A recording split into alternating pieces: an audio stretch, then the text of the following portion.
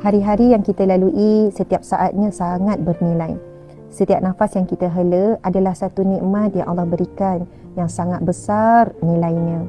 Semuanya pada setiap saat boleh jadi pahala atau sebaliknya dosa. Marilah kita sama-sama mengisinya dengan amalan-amalan kebaikan. Dan pesanan utama saya kali ini adalah janganlah kita pandang rendah pada amalan kecil. Dalam satu hari, mungkin tak banyak amalan besar yang kita buat. Kita hanya mengulangi rutin yang sama. Tapi jangan pernah rasa rutin kecil yang kita ulang-ulang itu adalah sesuatu yang biasa. Sebab tak ramai yang boleh ulang rutin kecil yang sama setiap hari. Mari kita tengok apa amalan yang kita boleh buat walaupun kita nampak kecil tapi istiqamah. Kita buat dengan sehabis baik. Saya mencadangkan beberapa amalan. Yang pertama, berkaitan dengan solat.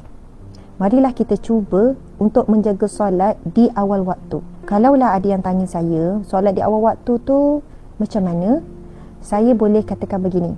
Selepas masuk waktu solat, kita cuba jangan lebih daripada 30 minit selepas masuk waktu.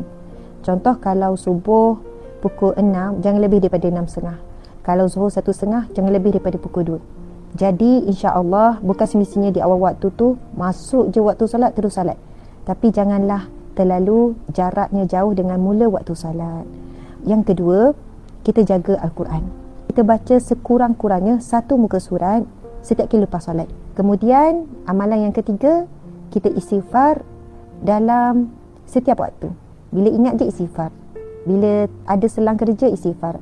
Sambil-sambil memandu, sambil buat kerja istighfar. Jadi 3 amalan ni kita cuba istiqamah. Kerana Nabi SAW bersabda, Ahabbul a'mali ila Allah Ta'ala adwamuha wa in qalla. Amalan yang paling dicintai oleh Allah Ta'ala adalah amalan yang berterusan walaupun jumlahnya sedikit. Sahabat-sahabat dimati Allah sekalian, janganlah kita tunggu sempurna baru kita beramal. Mulakan dengan apa yang kita mampu pada hari ini. Semoga Allah bantu kita menjadi hamba-Nya yang istiqamah dalam beramal. Walaupun kecil tapi berterusan sehingga ia menjadi satu rahmat dan asbab